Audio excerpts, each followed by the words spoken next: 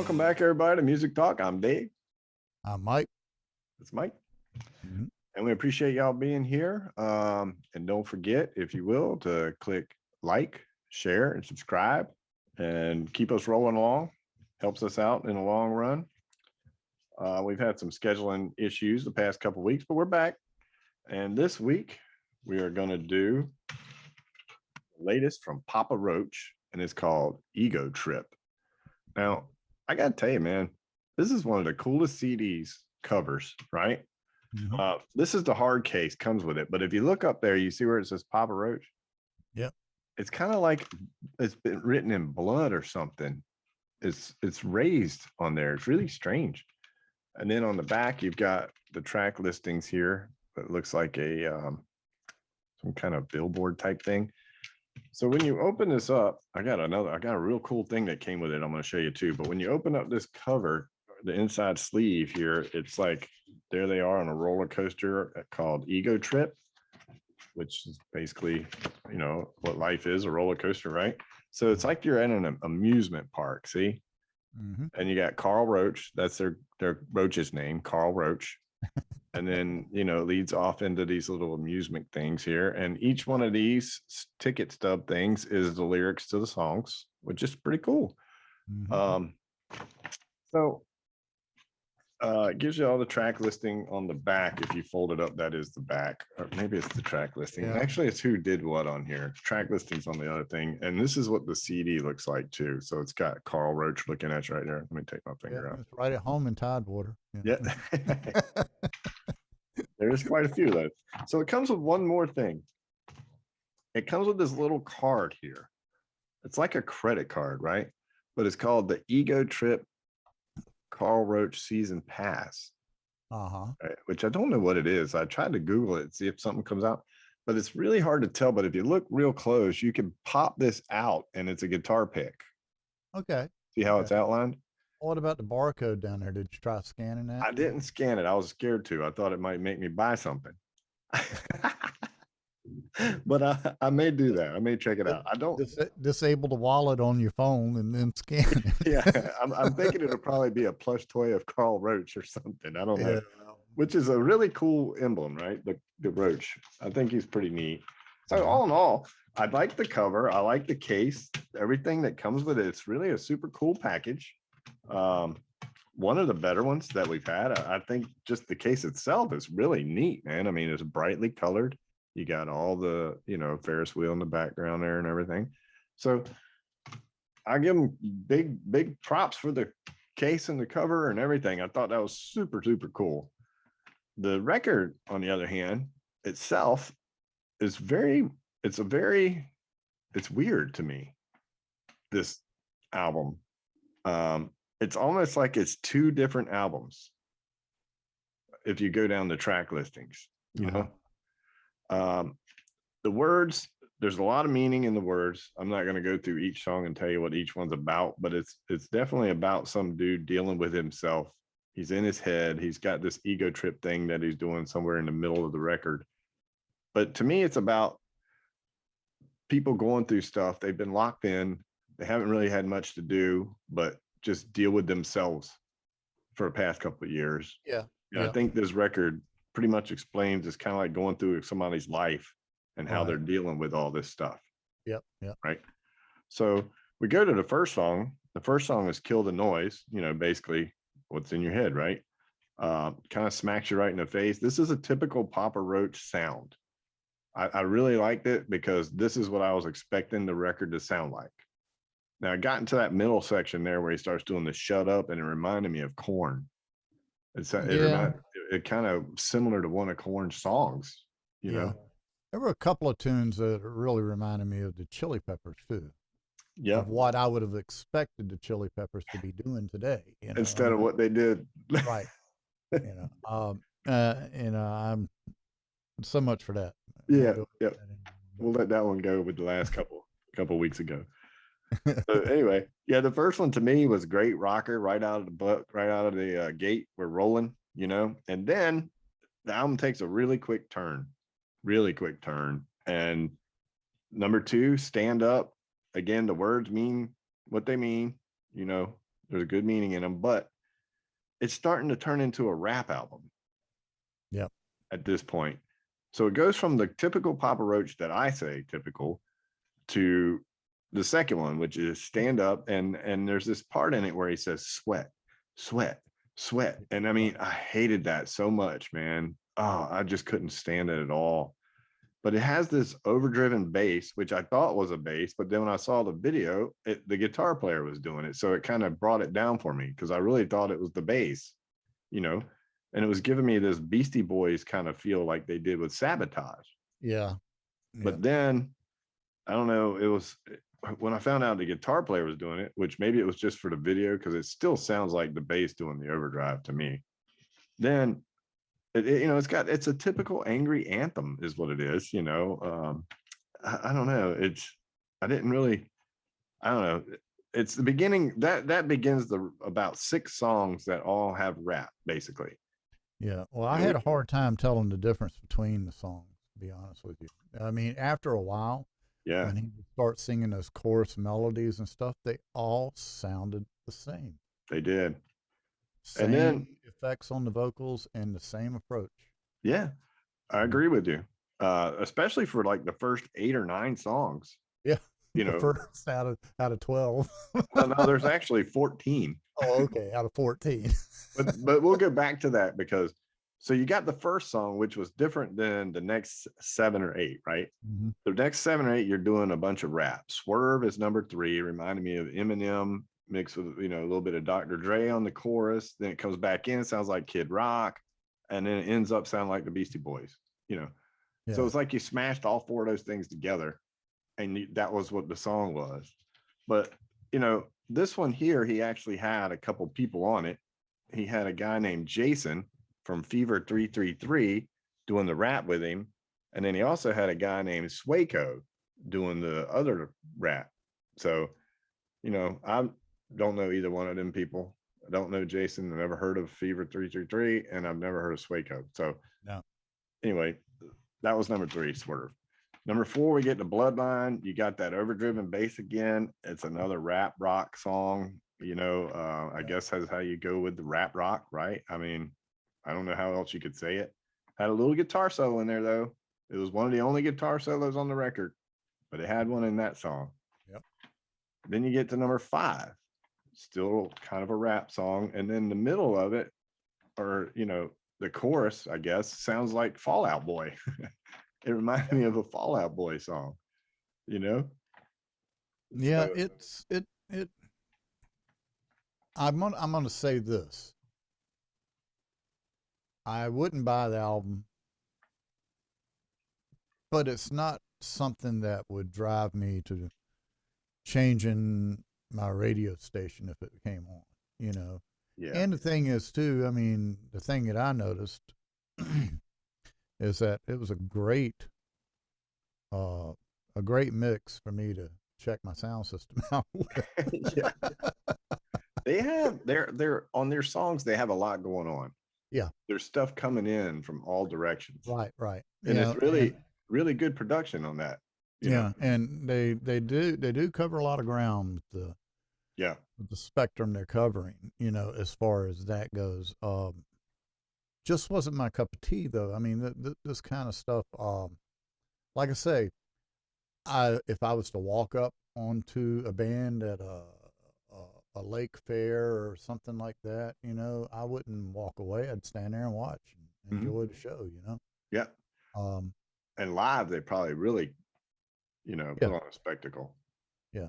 But I got to tell you, after about I don't know 4 or 5 songs, I was beginning to wonder, am I still listening to the same song?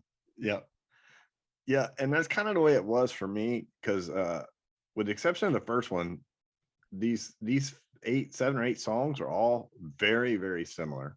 Mm-hmm. Um, we get to number 6, which is Ego Trip, and they got this pretty cool thing where the guitars do this little machine gun sound. The guitar and drums, they do that. Right. And if you listen real close, you can hear the shells drop after they do it, like the shotgun shell or bullet shells come out. Right. So I thought that was pretty neat. And it's the Ego Trip is the title track, so he's really doing a lot. Number 7, Unglued. And that's kind of back to the pop-up sound again to me. This seems like they're starting to go back to what Papa Roach sounds like, in my opinion. And it had some cool effects. This is one of them that had a lot of stuff coming in and out all Mm-hmm. over. I Mm-hmm. mean, when you're in the headphones, you're catching things everywhere on this one for sure. And it's like that throughout the record, but it was pretty heavy on this one. Right. Right. And then number 8, we get to, is called Dying to Believe. And it was a straight up rocker, but it had this weird vocal effect on there. It was very strange. You know, it was like, I don't know what he was doing. It was kind of, Yeah. it was Yeah. kind of crazy. And then number 9, we get to Killing Time. Again, similar to the other ones, it's kind of a rap rock. And then 10, we get a nice ballad, which I like that. It's called Leave the Light On. You Mm-hmm. know, it's dealing with some stuff again, obviously. I think it might have something to do with maybe he lost someone there, maybe, or Yeah. he was losing someone. And, you know, I'll always be there for you. I'll leave the light on. You know what I mean? Whenever you need me. So Mm-hmm. Mm-hmm. then number 11, we're still rocking. So now we're back to rocking. So we've got through the rap phase and now we're back to the Papa Roach rock phase.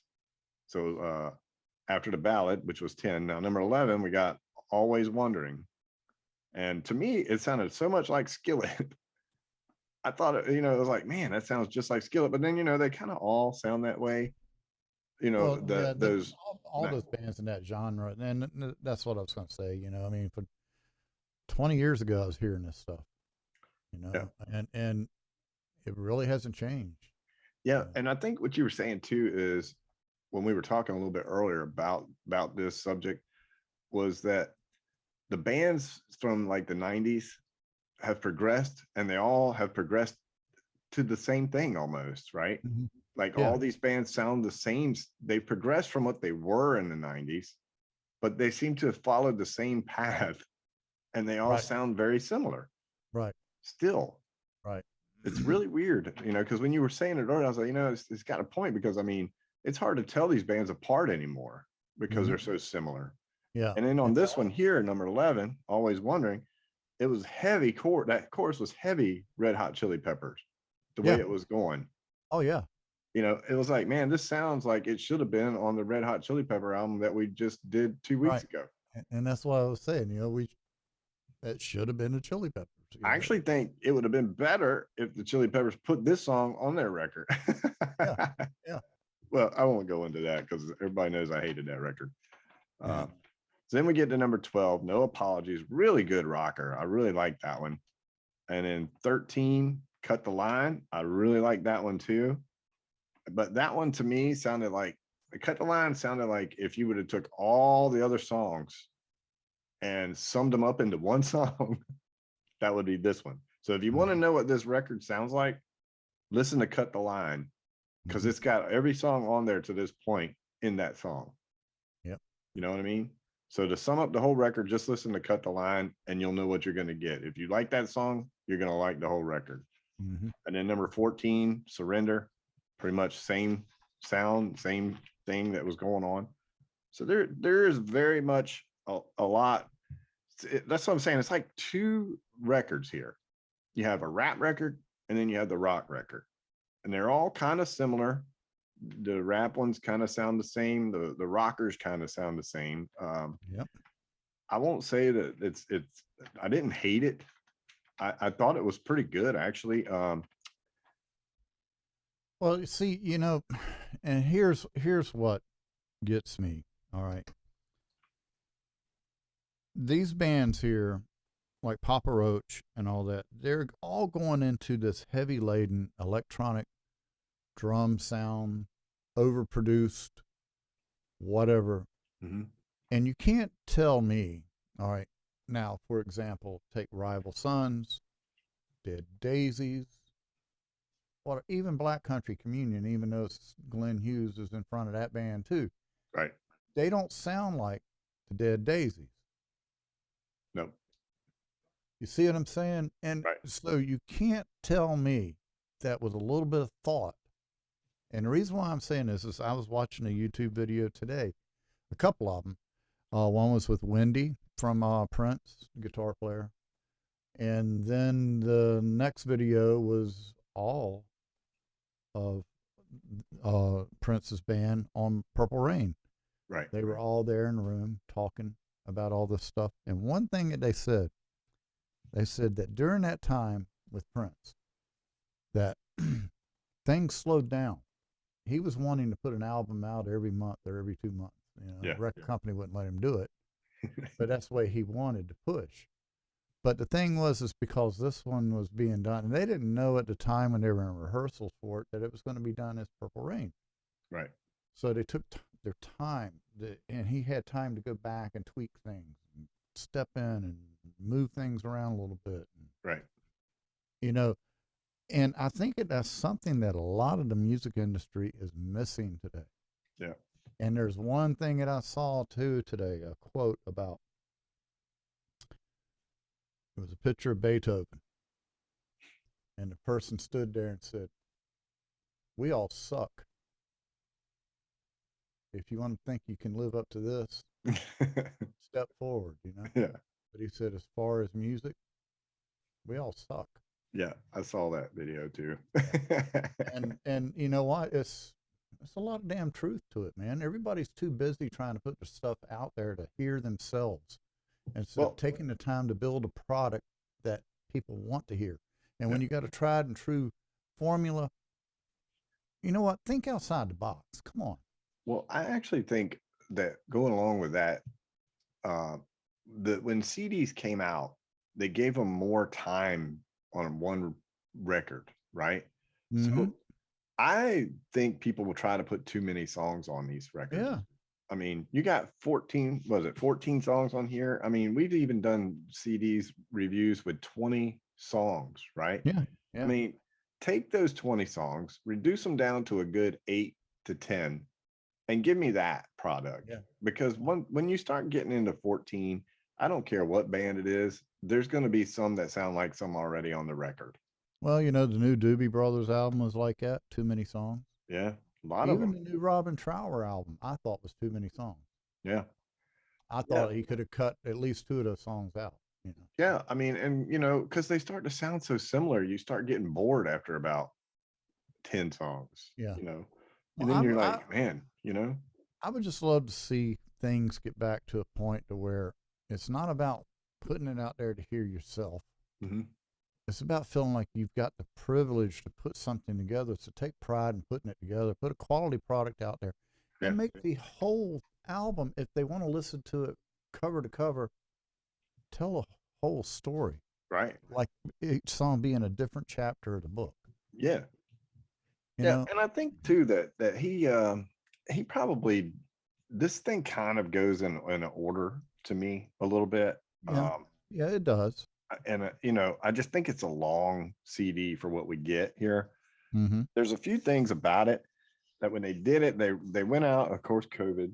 Everybody always talks about COVID, but they rented an Airbnb and they did a bunch of well, they rented a house, excuse me. They rented a house for a month and then they laid down like 10 tracks right in the Mm-hmm. house. And then he went up to Hollywood and started renting out Airbnbs because they couldn't get into other places. So they did vocal tracks in these different houses, and that's how they kind of did this record. Um, so the last album they did was Love, Hate, Tragedy. I believe it was the last album, but it's one that he was mentioning.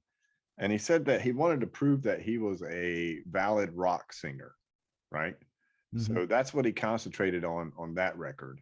And then this one, he's like, I'm not a bad rapper. I want to prove that I can rap. So this record, he did a heavy rapping on it. And that's why we got so many rap songs on here, because he wanted to prove that he could rap too, right? So it's funny because in the interview I was listening to him, and that was Jacoby, the singer. He was talking about fans would come up to him and say, "Man, you guys need to get back to the old school Papa Roach." And he's like, "Well, that's kind of what we did." And then he says, "But wait a minute, I keep forgetting that some people, old school to them, were like 2010." And he's like, "We've been around since 90s, and that's what we think is old school Papa Roach. But then you got these guys coming in at 2010. They want to hear the old school from 2010." So he's like, it kind of messed us up a little bit. So we were kind of like, okay, we need to kind of do a little bit of everything. So And I think that's Yeah, why you got such a mix of what we're hearing on this record, even though a lot of it is similar. It it does could have be. some good Papa Roach sound on it, you know. Mhm. Yeah, but I got tired of hearing when he go into those choruses and he's hanging on to those minor thirds and stuff like that, and it's like, Yeah. come on, man. And the You thing know, too, there's a different movement in your vocals that you could do, yeah. and study some, I don't know, some guitar scales or something, and figure out some different movements. You know. Well, with what you're saying, one of the bad things that I have written for this record is that they had the same pattern on all their songs. You had the Yeah, break with the vocals, with the guitar in the back, and then they come back in. You know, I mean, pretty much all the songs followed that pattern. You know, yeah, so you knew what was coming. Even when the first minute of the song, you knew where they were going to go to the chorus. You knew where they were going to take the break with the guitar in the background and the little talking section, and then they were going to come back in, hit you in the face real quick, and then they're out, right? yeah. So Well, it's just, and this is, and you just said it a minute ago, but I'm gonna put it in different words, a little bit more of layman's terms. They looked at the whole album as a project mhm, instead of looking at each song as a project.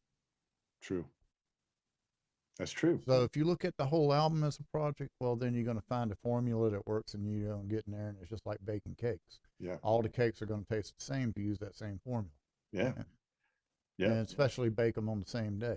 that's You know, right. Yeah, I mean, but again, 10 tracks in 1 month. You know, you're yeah, gonna, yeah. So I mean, look at the Beatles. I mean, they did stuff like Penny Lane, and then yeah, Come Together, and then right, Let It Be. I mean, they're so drastically different. yeah. Another thing Uh, I had a problem with this record is the drums were on such triggers that it was yeah, crazy. yeah. Well, I mean, I've given up on that side. That's why I brought up Dead Daisies and Rival Yeah, Sons, because at least they're using real sounds. real sounds. Yep. Now, on the good side of the record, even though I mean the words definitely have good meaning, there's a lot of good stuff going in if you want to dig in. Um, the singer's great. He's a great singer. I Yeah, think he he has is. a really great voice, and I think he's proved that he can rap.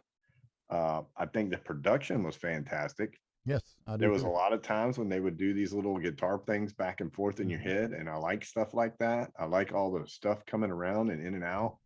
Hmm. So I feel like the production was great.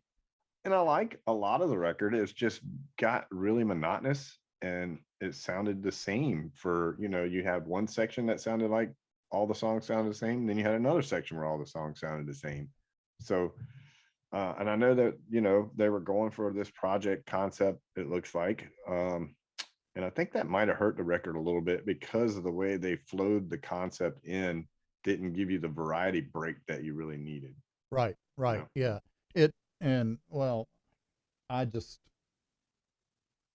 I don't know. It's so easy to fall into a rut. Mhm. Yeah. It is. It's so easy to fall into a rut. Yep. And I mean, even playing in cover bands, I can remember us fighting the fact that, come on, man, let's change it up tonight. Let's not do the same set list every night. And I'm talking about back in the day when we were Yeah. going 5 and 6 and 7 nights a week. So we go in and do the same 4 sets or 3 sets, 6 and 7 nights a week. You get tired of it. Yeah. So what do you think the people out front are doing? Yeah. Oh, I can set my watch for what they're going to do next.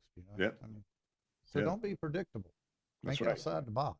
Yeah. You know. And pretty much all these songs were predictable um, on how they were formatted. Yeah, and talk about the triggers on the drums and stuff. When I first started listening to bands like the Rippingtons, they were using triggers all over the place on the drums, and I thought it was great. I was in awe of it. But then after a while, I got tired of it. It's like, Yes, come the on, sound the same. the dynamics aren't there. The Yeah. dynamics were from the engineer turning it up and down. Yeah. It's not capable of being handled properly Yeah. from the driver's seat. So when you hear this stuff, it's just like Tommy Lee. That's all he used was triggers and Motley Crue. Right. I guarantee you Guns N' Roses, it's just triggers. You know, Yeah. it's I don't know. I just I wish they would get away from this. I understand when you're dealing with 20,000 people sitting in an arena. Your sound crew wants to make sure it's right, and the easiest way to make it sound right is to have sampled sounds happen. Yeah, but And it just Neil Peart didn't have to do that. no. Mike Portnoy don't do that. Well, So hell, you want to dig way back. Don Brewer didn't do that with Grand Funk either. that's You what I'm know, saying. I mean, to me, it's laziness more than anything. yeah, You know. not tuning the drums. Okay, so you don't have a drum tech knows what he's doing. Yeah. Well, then find one. You know, Yeah. forget about turning the somersaults on your drum riser. Sit down and play a real set of drums. Give me a real set. Give me a real sound. Exactly. You know, You know. And and that's it's why I like Dave Cobb so much as a producer, because I mean he may not have the best aesthetically sounding CDs, mm-hmm, but they're playing it right there in front of you yeah, when you hear his CDs. I mean, yeah, so and I've spent too many hours studying and studying and studying how to mic drums in the studio, how to yeah, mic drums for live situations and stuff. yeah. And it's not hard. Mm-mm. Put a tape measure in your pocket. You don't need to put a mic on each drum. It's we could go down a long whole rabbit hole on this one. Yeah, and honestly, the drum on triggers were the biggest issue for me on the sounding of this record. The bass sounded good, the Mm-hmm. guitar sounded good, the vocals sounded good. They Mm-hmm. even changed up effects on stuff, and I liked a lot of that. But I mean, I just hated that the drums sounded pretty much the same on every song, except for a couple of the rap things where they had like a drum machine, it sounded like coming in. But you know how that goes. Yeah, Anyway, I mean, overall, I mean, the more I listened to it like 2 or 3 times, I started liking it more. And then I put it back on after a couple of days, and it was like, eh. And then I don't know. I've got a handful of songs on here I'd listen to. There's a lot of them on here that I don't care for, but I mean, overall, I'm I'm gonna give it a 7-1. I think it's a pretty average record. It's got a handful of good songs, but that's about it for me. I mean, I yeah. love They should have just done an EP. yeah, they could have cut half these songs off. It would have been much better. Yeah, If you gave me 8 to 10, I would have liked it a lot better. right. But you added that extra 4 or 5 on here, man. That was just too many. They sounded too much alike. Yeah, So, yeah, but yeah, yeah. I'm gonna give it like a 6.5. 6.5, Yeah. still not a Yeah. bad. No, it's not bad. I'm sorry I'm so hard to be impressed by sounds, but Yeah, I just when I hear shortcuts, I gotta call it, man. yeah. Well, I'll tell you, man, I would have probably knocked it down a little bit if it wasn't such a cool cover. I mean, the cover is so freaking cool, dude. I mean, I'm giving you something for that. And then I get this little card that I can turn into a pick. That's awesome. You give The me a thing, blood-stained CD cover with your name written in blood. I Mhm. mean, that's great. Yeah. The You thing know, is they're all good, capable musicians. I mean, they are. Yeah. and I don't know if there's only one or two in the band that are calling the shots or what, but let the Yeah. other ones breathe. I mean, let them breathe and be creative too. Yeah. Yeah. I Yeah. mean, um, I definitely I'm feel their influences, and I wish they would have expanded more on who they were influenced by, right, right, you know. right, So right. Yeah. I mean, like I say, I wouldn't turn it off. now, Six five is what I'm going with. and I think you probably live. I think a lot of these songs will come out better Oh, too. I'm sure. I'm I'm sure. sure they put on a great show, and you can really feel them. You know. I But can't tell you anyway, how to me, it I got a can't little similar. So I can't tell you how many times I've played original songs with different people. Sound great live. When they go in to record them, it's like, oh my god, yeah, I can't sit through this. yeah, But it works live. It's like, right. okay, I mean, Yep. Just do a so live record. yeah, Do exactly. overproduction, man. Well, yeah, and Grateful Dead. Yeah. Yeah, yeah. All right. Well, we'll finish it up here with that. All right. I gave it a 7-1. Mike gave it a 6.5. Papa Roach, Ego Trip. Check it out. It's got some good Papa Roach sound on there. Got quite a bit of rap on there. Yeah. So anyway, all right. Until next time, y'all stay safe. Peace out. Listen to the music.